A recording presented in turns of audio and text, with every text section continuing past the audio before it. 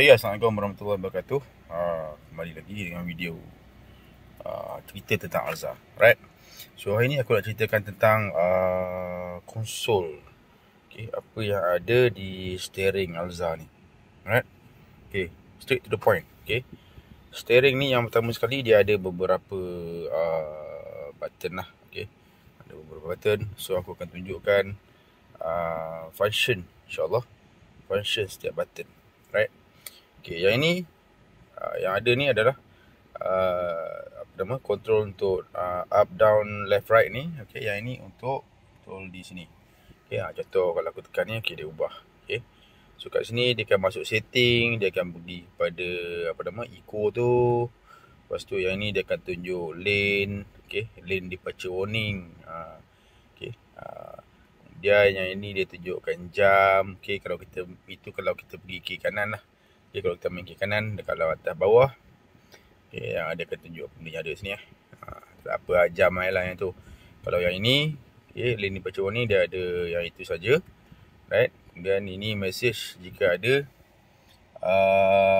contoh macam apa nama, korang dah time untuk servis. So dia akan, tanda seruan tu dia akan jadi merah lah.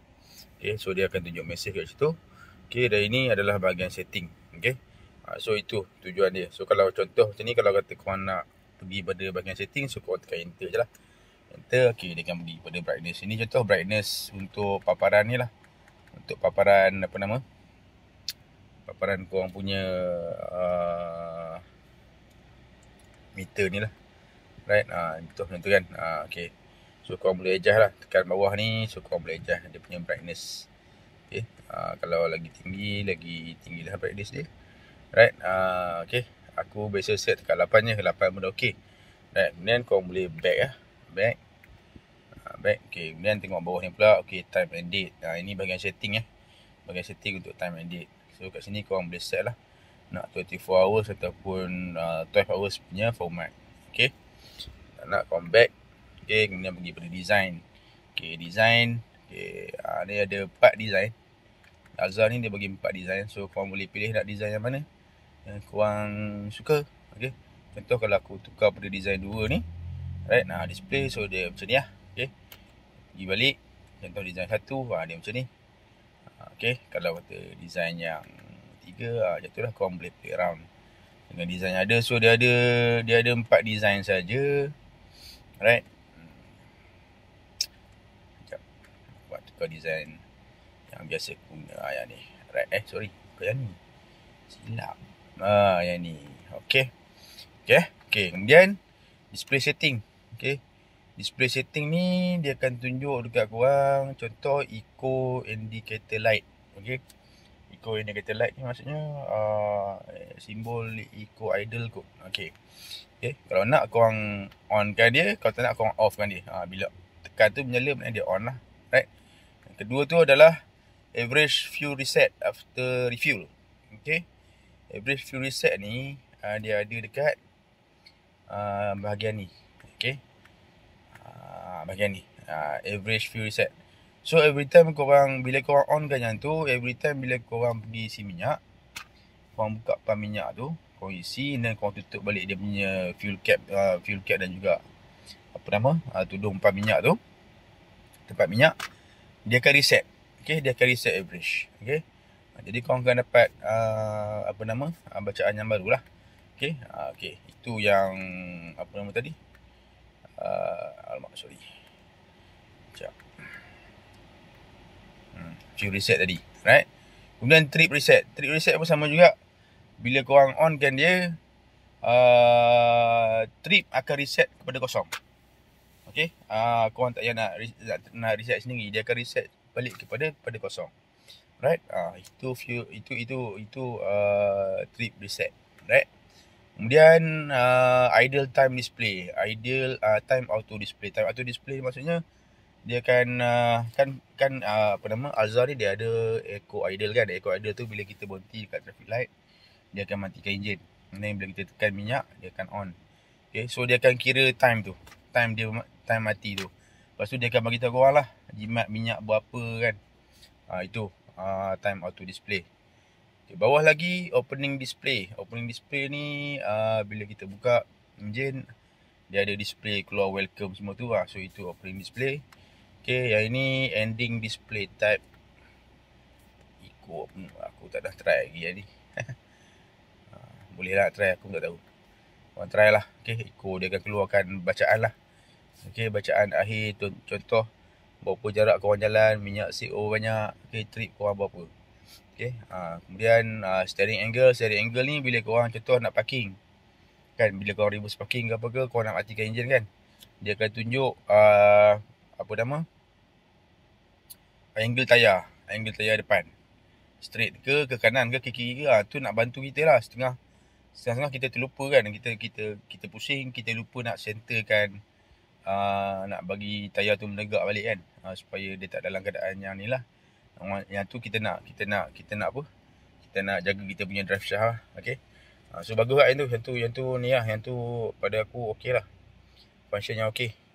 Kemudian ACC auto display ni bila kita nak gunakan ACC lah, kita nak apa nama, apa tu, auto cruising kan. So dia akan display lah, okay. Kemudian drive mode guide ni aku tak sure, tapi ada bila aku bawa 2 jam non-stop kan. Non-stop ni maksudnya kau tak matikan enjin tau. Bukan non-stop kau rehat berjalan kau on enjin, dia kira kau tak matikan enjin. So dia akan keluar indikator contoh take a break apa kan. So yang itulah aku rasa lah. Okay, so benda ni kita boleh on off kan dia. Right, kemudian ada pergi buzzer ni contoh macam yang atas tu front vehicle departure. So bila korang berhenti kat traffic light contohnya, kereta depan gerak, korang tertidur, dia akan bagi alarm. Itu dia. So korang on kan dia, bagus macam tu. Lane departure warning buzzer volume. So itu agak annoying pada aku, yang tu agak annoying lah. Aku tak suka sebab aku off kan lane departure warning tu. Okay, kemudian turn signal tone type. Yang ni kita boleh tukar. Ni aku boleh demo korang. Okay, aku tengah berhenti sekarang kan. So, sorry. Kalau korang bagi signal kan, tu tak tahu. Dia tukar sound. Kau dengar tak? Kan dia tukar sound. Okay, sorry. Tukar sound. Aku suka yang normal sound lah. Yang ni sedap lah. Okay, yang tu untuk tukar sound. Kemudian opening sound volume ni maksud dia bila kau nak start engine, dia ada sound dia. Okay, kau buka masuk kereta, kau tekan button, push start button tu, dia ada sound dia. Kemudian ACC front vehicle recognition. So yang ni pun ada. Bila contoh kau buat auto cruising, okay, kereta ada di depan, dia akan bagi alert. Okay, buzzer tu. Okay, dia akan bagi alert.